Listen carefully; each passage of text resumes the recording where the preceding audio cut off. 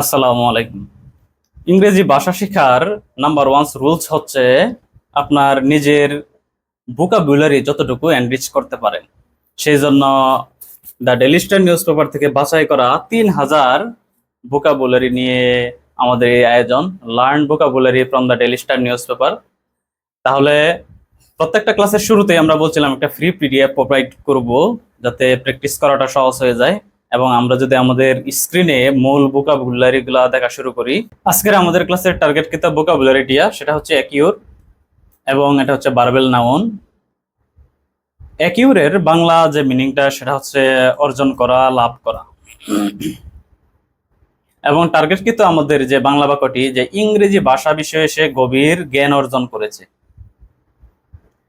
তো এই বাক্যটিকে যদি আমরা দুইটা ভাগে বিশ্লেষণ করি, যে সে গভীর জ্ঞান অর্জন করেছে এবং আরেকটা কি ইংরেজি ভাষা বিষয়ে। তো ইংরেজি ভাষা বিষয়ে সে গভীর জ্ঞান অর্জন করেছে, এই বাক্যটার যদি আমরা ইংলিশ ট্রান্সলেট কাউকে করতে বলি যে ইংরেজি ভাষা বিষয়ে সে গভীর জ্ঞান অর্জন করেছে, কি হতে পারে? তাহলে সে কনফিউশনে পড়ে যেতে পারে। তাই আমরা বাক্যটিকে এভাবে দুইটা ভাগে বিভক্ত করে ফেললাম। এবং আমরা যদি আমাদের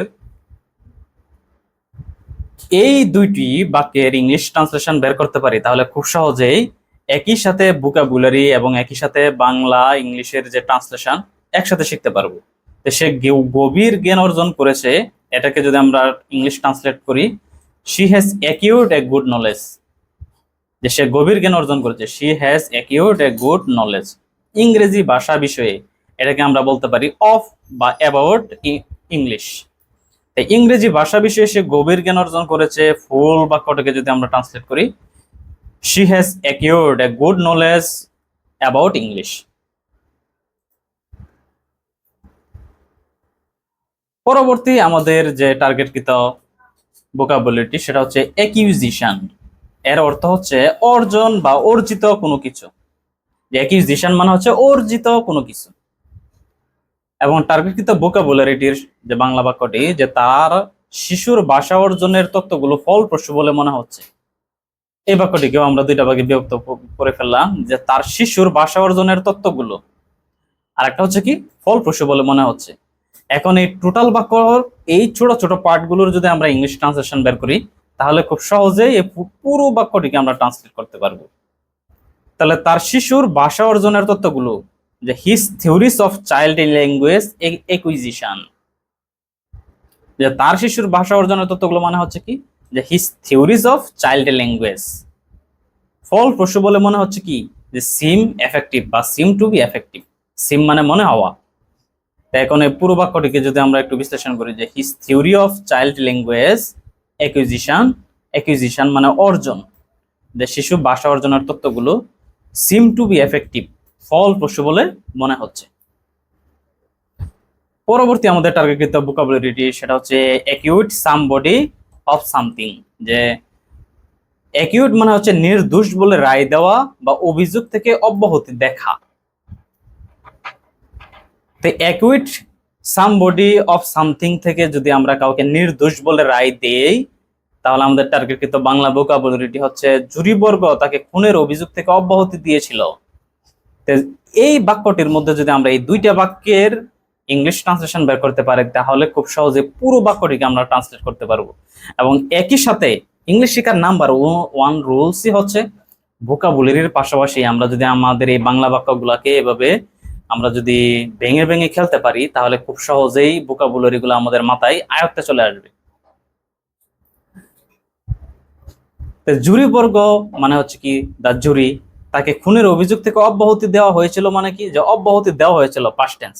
আমরা আমাদের এই ভোকাবুলারি শেখার ক্ষেত্রে পাস্ট টেন্সের উপর হিউজ গুরুত্ব দিয়েছি, যাতে পাস্ট টেন্স নিয়ে আমাদের কোনো ঝামেলা না হয়। অন্য টেন্স গুলোতে আমাদের ঝামেলা খুব কমই থাকে, আমরা অনেক সময় এই পাস্ট টেন্স নিয়ে কনফিউশনে পড়ে যাই। তা জুরিবর্গ যদি দা জুরি হয়, তাকে খুনের অভিযোগ থেকে অব্যাহতি দেওয়া হয়েছিল, মানে অ্যাকুয়েট হিম, অব্যাহতি দেওয়া হয়েছিল অফ মার্ডার মানে খুনের অভিযোগ থেকে, যে অ্যাকুয়েটেড হিম অফ মার্ডার। জুরি বর্গ তাকে খুনের অভিযোগ থেকে অব্যাহতি দিয়েছিল, মানে কি, দা জুরি অ্যাকুয়েটেড হিম অফ মার্ডার, যে জুরি বর্গ তাকে মার্ডার থেকে অব্যাহতি দেওয়া হয়েছিল। পরবর্তী ভোকাবুলারিটি অ্যাক্রস, এটা হচ্ছে প্রিপজিশন এবং এর বাংলা হচ্ছে উপারে বা ও ধারে। বাংলা বাক্যটি হচ্ছে রাস্তাটির ঠিক উপারে একটা ব্যাংক আছে। রাস্তাটির ঠিক ওই পারে একটা ব্যাংক আছে, এই বাক্যটিকে যদি আমরা দুইটা ভাগে বিশ্লেষণ করি, যে একটা ব্যাংক আছে আর একটা হচ্ছে কি রাস্তাটির ঠিক উপারে। একটা ব্যাংক আছে মানে কি দেয়ার ইজ এ ব্যাংক, রাস্তাটির ঠিক উপরে, রাইট অ্যাক্রস দ্য স্ট্রিট, রাস্তার উপরে, রাইট অ্যাক্রস দ্য স্ট্রিট, যে there is a bank right across the street. এই দুইটা বাক্যকে যদি আমরা এভাবে বিশ্লেষণ করি তাহলে খুব সহজেই একই সাথে ভোকাবুলারি, একই সাথে বাংলা বাক্যগুলোকে নিয়ে খেলামেলা, একই সাথে টেন্স, সবকিছু আপনারা একসাথে শেখা হবে। পরবর্তী আমাদের যে ভোকাবুলারি সেটা হচ্ছে অ্যাক্ট। অ্যাক্ট মানে কিছু করা বা কাজ করা। যে বৃষ্টি প্রধান ক্রান্তীয় অঞ্চলের বনের ধ্বংস থামাতে আমরা কাজ করি। যে বৃষ্টি প্রধান ক্রান্তীয় অঞ্চলের বনের ধ্বংস থামাতে, এই বাক্যটিকেও যদি আমরা দুইটা ভাগে বিভক্ত করে ফেলি, যে থামাতে আমরা কাজ করি, আর একটা হচ্ছে কি বৃষ্টি প্রধান ক্রান্তীয় অঞ্চলের কি বনের ধ্বংস।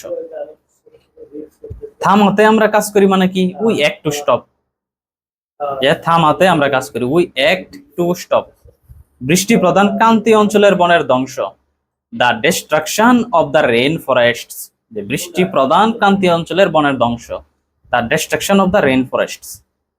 আমরা বৃষ্টি প্রধান ক্রান্তীয় অঞ্চলের বনের ধ্বংস থামাতে কাজ করি, মানে we act to stop the destruction of the rain forests. পরবর্তী আমাদের যে ভোকাবুলারি সেটা হচ্ছে অ্যাক্টিং। অ্যাক্টিং মানে সাময়িকভাবে অন্যের দায়িত্ব অধিষ্ঠিত, সাময়িক, অস্থায়ী, ভারপ্রাপ্ত, এর সিনোনিম হচ্ছে টেম্পোরারি।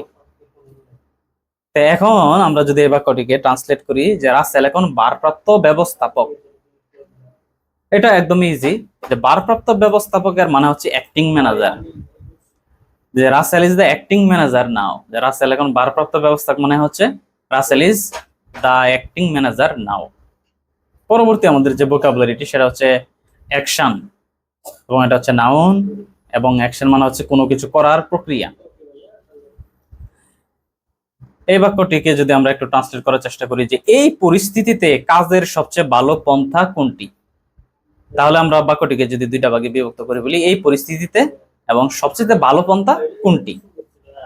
এই পরিস্থিতিতে মানে হচ্ছে কি ইন দ্য সার্কামস্ট্যান্সেস, এবং সবচেয়ে ভালো পন্থা কোনটি, যে what is the best course of action, যে what is the best course of action মানে কি, যে এই সময়ে সবচেয়ে ভালো পন্থা কোনটা, যে what is the best course of action in the circumstances, যে এই পরিস্থিতিতে, ইন দ্য সার্কামস্ট্যান্সেস, যে ভালো পন্থা কোনটি। পরবর্তীতে আমাদের যে ভোকাবুলারিটি সেটা হচ্ছে অ্যাক্টিভ, এবং এটা হচ্ছে একটা অ্যাডজেক্টিভ।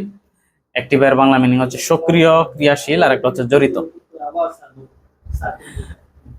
এক্ষেত্রে আমাদের টার্গেটকৃত বাংলা বানানটি হচ্ছে যে সে তীব্র অ্যাপেন্ডিসাইটিসে ভুগছে। সে তীব্র অ্যাপেন্ডিসাইটিসে ভুগছে, এই বাক্যটিকে যদি আমরা ট্রান্সলেট করে ফেলি, যে সে ভুগছে মানে কি হি ইজ সাফারিং,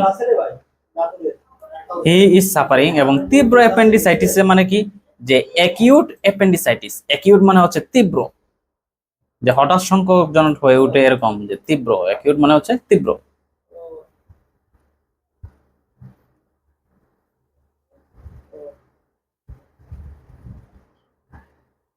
এবং সর্বশেষ আমাদের যে ভোকাবুলারি সেটা হচ্ছে অ্যাকিউট, এটা হচ্ছে অ্যাডজেক্টিভ, এবং এর বাংলা মিনিং হচ্ছে তীব্র বা খুব মারাত্মক বা প্রচন্ড। আমরা যদি এই বাক্যটিকে ট্রান্সলেট করি, যে পানির একটা প্রচন্ড ঘাটতি আছে, প্রচন্ড ঘাটতি মানে হচ্ছে কি অ্যাকিউট শর্টেজ, অ্যাকিউট মানে তীব্র বা প্রচন্ড এরকম, যে অ্যাকিউট শর্টেজ মানে কি প্রচন্ড ঘাটতি, পানির প্রচন্ড একটা ঘাটতি আছে মানে কি, যে there is an acute shortage of water, যে পানির একটা তীব্র ঘাটতি আছে। অ্যাকিউট মানে হচ্ছে তীব্র, তীব্র, এবং এটা খুব মারাত্মক, প্রচন্ড, এরকম হতে পারে। তাহলে আমরা একই সাথে ভোকাবুলারি এবং একই সাথে এই যে বাংলা বাক্যগুলোকে ট্রান্সলেট করে করে ভোকাবুলারি গুলোকে যে মানে মুখস্থ করার যে প্রচেষ্টা আমাদের চলছিল, ইনশাল্লাহ আমরা এভাবেই সামনে ভিডিওগুলো কন্টিনিউ করব। আসসালামু আলাইকুম।